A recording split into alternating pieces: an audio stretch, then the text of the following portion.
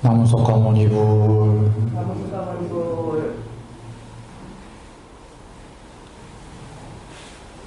새해 복 많이 받으십시오.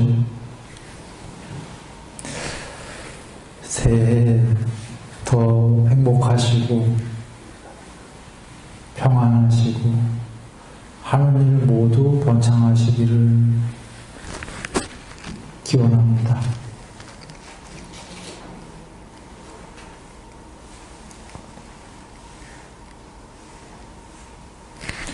그러기 위해서 팔종도 늘 하는 얘기죠.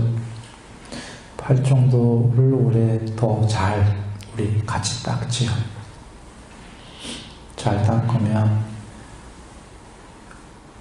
높은 법도 그리고 낮은 법도, 즉 해탈에 이르는 그 형이상학적인 높은 법과 또 이 세계에서의 낮은 요소들, 수명, 용모, 명성, 명예, 행복, 재물, 영향력이 모두 커지게 됩니다. 오직 그거예요. 삶에서 뭐를 해야 성공할까? 이런 건 사실은 곁가지고 그런 고민을 해야 되죠. 그런데 팔정도를 닦으면 그게 본질이기 때문에 그 본질적인 거로 인해서 원하는 게 다 이루어질 거죠. 그러면서도 격가지로 사족은 어떤 길로 갈 건가 고민을 하는 게 이제 여러 길들이 있게 되는 겁니다. 팔정도를 닦는 사람은 방일하지 않기 때문에, 그리고 묵묵히 꾸준히 뚜벅뚜벅 본인 하는 길로 나아갈 것이기 때문에 다 잘 될 수밖에 없는 거죠. 그래, 새해 맞아서 팔정도를 다시 한번 하시는 걸 얘기 드리면, 바른 견해는 사성제에 대한 바른 견해, 바른 사유는 감각적 욕망과 성냄과 해코지를 안 하겠다라는 사유. 이 바른 사유를 하게 되면 해로운 생각은 일으키지 않게 되고, 또는 해로운 생각이 일어났을 때 일어나는 족족 제거할 수가 있고요. 유익 원하는 생각만 일으킬 수 있다.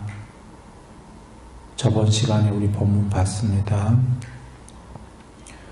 원하는 생각만 일으킬 수 있다가 형이상학적으로는 높은 법이고 위없는 마음이고, 형이하학적인 이 세계에서도 원하는 생각만 일으킬 수 있다가 뭐든 다 할 수 있다입니다. 우리가 무언가를 이루고자 하면서 이 세계에서, 낮은 이 세계에서 이룰 수 없는 제일 큰 이유가 이루려는 마음과 곧이어 나는 잘 못할 거야 라는 마음이 옵니다. 내 마음 나도 몰라요. 내 마음 내 맘대로 조정이 안 되죠. 오락가락. 그러니 내 마음이 지 멋대로 오가는데 될 리가 없는 거예요. 일심 한마음일 때, 하고자 하는 마음 하나 있을 때 되는 거죠. 그거에 반대되는 생각이 오가면 내가 뭔가 하고자 해도 내 안에서 반대의 생각이 있기 때문에 될 리가 없는 겁니다. 그래, 바른 사유에서 부처님께서 본문에서 저번 본문 때 하신 얘기는 중요한 얘기입니다. 원하지 않는 생각은 일어나는 대로 족족 제거해버리고 원하는 생각만 일으킬 수 있다 그러셨죠. 한번 여겨보시면 스스로 원하는 생각만 일으킬 수 있고 원하지 않는 생각은 일으키지 않거나 일어나는 순간에 족족 제거해버릴 수 있다면 원하는 것만 되지 않겠습니까?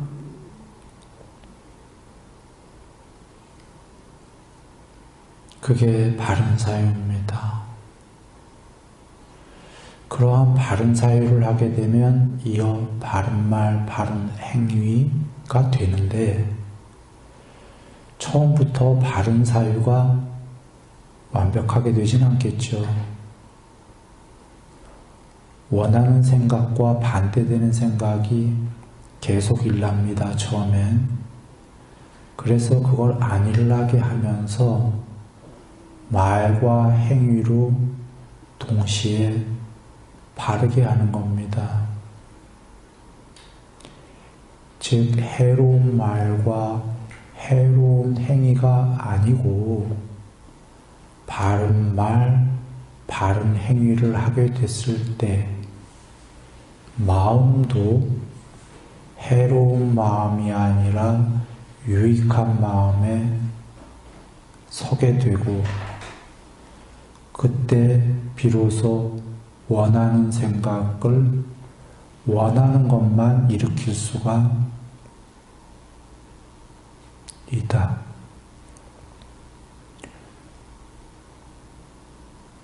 같이 가야 되는 거죠. 바른 사유와 바른 말, 바른 행위가 쌍으로 같이 닦아야 되는 거죠. 더불어 업그레이드 시키는 겁니다. 거기에 제가는 우리가 이 세계에서 잘 생활을 해야 되니까 바른 생계가 있게 되는 거죠. 바른 생계, 바른 직업을 갖고요. 여기서 잘 해탈하기 전까지의 과정에서 모든 존재들은 사실은 생활을 해야 됩니다. 무언가 생계를 유지해야 됩니다.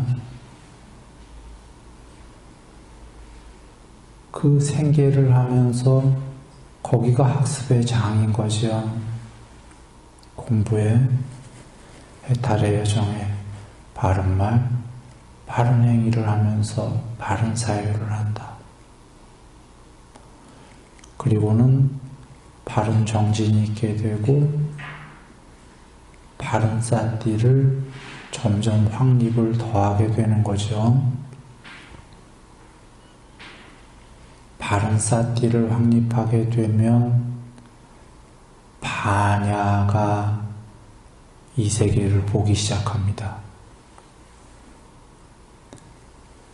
또 다른 말로는 반야가 드러나기 시작한다. 이렇게 얘기도 할 수 있을 텐데 그렇게 바른 삿띠를 확립해가고 바른 삼매를 닦게 되는 거죠. 바른 삼매를 닦으면서 나날이 어떻게 단어를 써야 되나요? 여기서 이 세계에서 나날이 높아진다. 이 세계로만 봤을 땐 이 세계의 측면에서 쓴 단어고요. 마음은 무심이 돼간다. 궁극적 관점에서는 이 세계를 초월하기 시작한다. 그때 바른 야냐, 바른 지혜, 이것도 이 세계의 관점에서는 위없는 지혜고 궁극적 관점에서는 사실은 끝까지 바른 지혜가 된 다음에 이것도 초월해야만 10번째가 바른 해탈이고 10정도에 바른 해탈이 대반야, 반야의 구족, 반야의 완성이라고 부처님이 하셨죠. 반야 100%다. 그건 이 세계를 초월한 거다. 이렇게 얘기하셨는데요. 오늘은 뒷부분을 얘기 드리려는 게 아니라 돌아와 8정도, 그 다음에 9정도, 10정도까지 가면 해탈인데 8정도를 얘기 드렸고 8정도 하나하나에는 사실은 8개가 다 들어있는 겁니다. 첫 번째의 바른견해 안에 바른견해 외에도 나머지 아까 2, 3, 4, 5, 6, 7, 8, 2 1번의 바른견해 안에 다 들어있고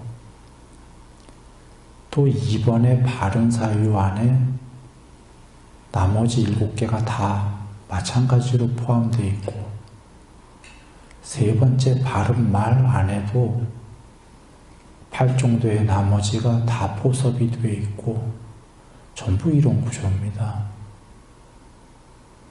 각각의 하나에 나머지 7정도가 다 포함되어 있는데 겉으로 표현이 될 때에는 각각의 8가지가 대표 얼굴을 내세운 게 첫 번째는 바른견해요, 두 번째는 바른사유요.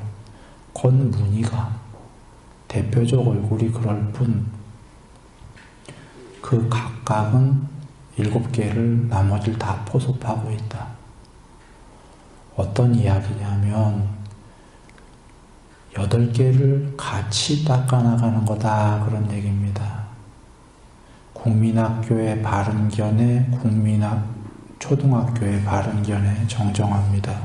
초등학교의 바른견해, 초등학교의 바른사유, 초등학교의 바른말, 이렇게 초등학교를 닦고 중학교의 바른견해, 중학교의 바른사유, 이렇게 닦아가는 거다, 이런 얘기입니다.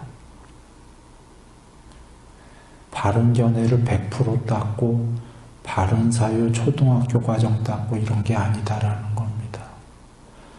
모두 조금씩 같이 해서 업그레이드가 돼야 되는 거고 각각의 하나하나의 안에는 나머지 7개가 눈에 안 보일 뿐이지 전부 포함들이 되어 있는 거다, 그런 얘기입니다. 그걸 무슨 구조라고 얘기하는지 모르겠습니다. 그거 적절한 단어가 없어갖고.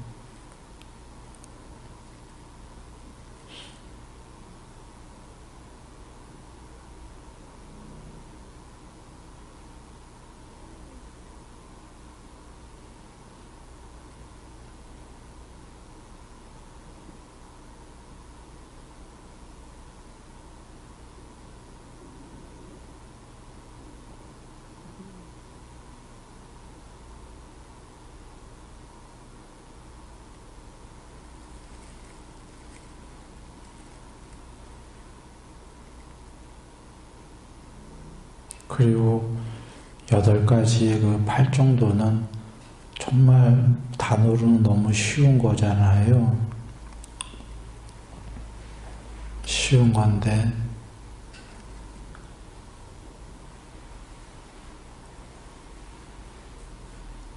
너무 쉬운 단어인데 그 안에 문들은 비밀의 문이라고 그럴까요? 가려진 문이라고 그럴까요? 그 안에 문들은 정말 셀 수 없게 많습니다. 그래서 문을 하나 열 때마다 새로운 게 드러나는 거죠. 새로운 게 보이는데 그 문 안의 것들은 수학 공식처럼 풀 수 있는 문제가 아닌 겁니다. 머리로 풀 수 있는 게 아니라 부처님이 말씀하신 그 사유와 행위들을 했을 때만 문이 하나씩 열립니다. 문 연자만 볼 수 있습니다. 그 문 연자가 그 안에 걸 보고 말로 설명을 다 해도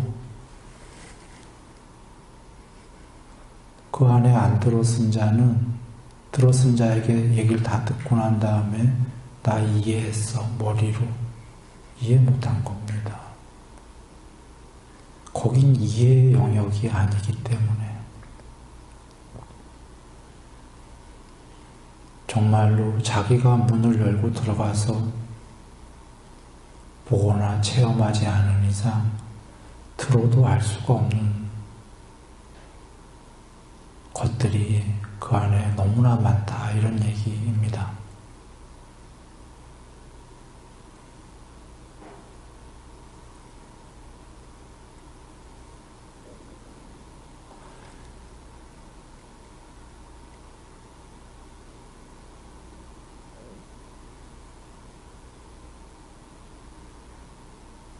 그러면 누군가는 이럴지도 모릅니다. 안한존자님이 법은 이해하기가 어렵지 이해하면 깨달으면 그리 어렵지 않다 라고 안한존자님도 이해하지 않았냐 라고 한다면 그 이해는 부처님 법을 단순히 듣기만 해서 이해했다 그 얘기가 아니고요.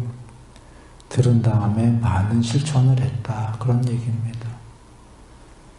많이 닦았더니 아까 8정도를 그 닦은 만큼 이해가 되더라. 수다원인 거죠. 수다원 이상은 7번 안에 해탈이 예정된 거죠. 수다원은 많이 닦은 사람들인가요? 아닌가요? 외용경에 나왔듯이 계율 완성한 자들이죠. 삼매 어느 정도 된 분이죠. 반야 어느 정도 된 분이죠. 8정도로 거반 많이 닦은 분들이에요. 수다원이. 즉 그분들이 이제 이해한 거거든요. 법을. 거기가 법을 이해했다가 법을 관통했다라고도 얘기하죠. 그러나 부처님만큼 관통했겠어요? 법을? 못했으니까 해탈은 아닌 거지요. 부처님만큼 관통했다면 그 자리에서 해탈이죠. 7번 안에 해탈이다라는 건 부처님만큼 법을 관통 못했다라는 건 법을 사실 이해했다는 거예요. 이제 수다원이 그런데 그 이해가 우리가 이제 알다시피 머리로 이해한 겁니까? 수다원이? 계율 완성 3매 어느 정도, 반야 어느 정도라는 건 많은 체험이 있어서 증득한 거죠. 그런가요? 수다원의 이해는 이미 많은 공부를 닦아서 수 없는 문을 열어 제낀 거예요. 그리고 들어가서 본 겁니다.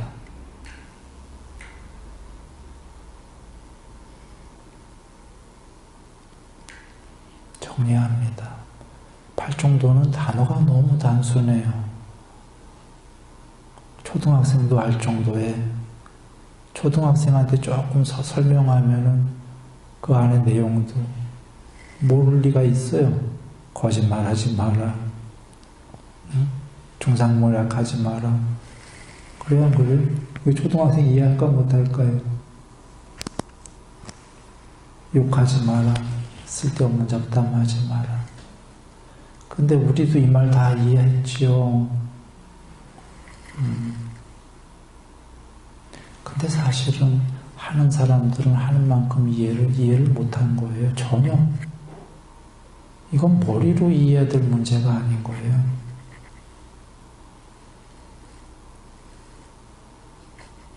결코. 이해할 수가 없어요. 이거 이해하려면 그냥 자기가 진짜 말씀대로 지켜나가는 수밖에 없다는 걸 알게 되는 게 지킬 때 그까지 고 누구나 이해할 수 있는 말인데 아닌 게 그 단순한 거를 조금씩 지켜가면 문이 열려요, 안에. 그래서 부처님께서 이거 지키지 않는 자 결코 이해할 수 없다 그러신 겁니다. 누구나 이해한다는데 이걸 어떻게 얘기하셨냐면 경에서 누군가 와서 법을 이해 못할 때 저자가 감각적 욕망에 지금 깊이 빠져 있는데 법을 이해한다는 건 불가능하다까지 하셨어요. 어렵다가 아니라 불가능하다.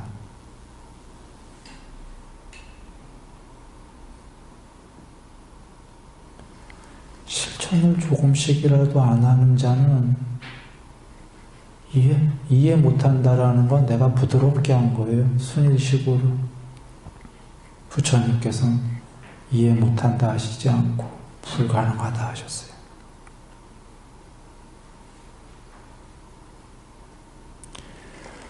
오늘 그 얘기를 드린 겁니다. 아니, 쉬운 팔정도 우리 다 이해했는데 왜 진전이 좀 더디지? 조금씩 되지라고 여긴다면 이거 머리로는 다 이해했어요. 그런데 정말로 이해한 게 아니다라는 게 문제예요. 머리의 영역이 아니다라는 거예요. 중요한 얘기였습니다. 실천하는, 조금씩 실천하는 자는 그 문이 열려요. 한 개씩. 실천하는 만큼만.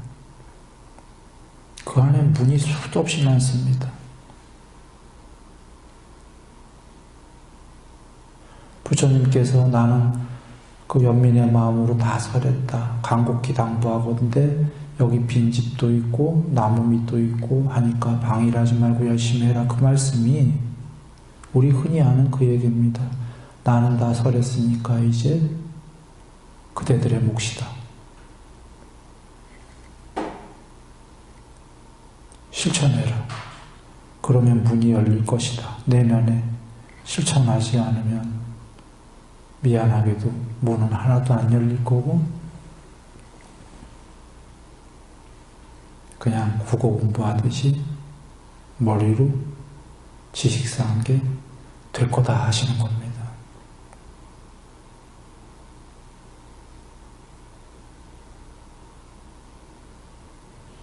올해는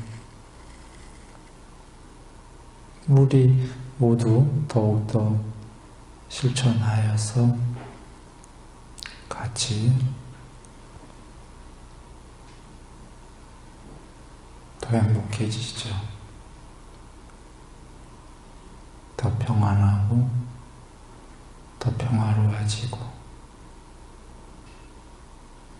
그리고 형이하학적인 이 세계에서의 일들도 잘 되도록 하겠습니다. 새해 복 많이 받으십시오.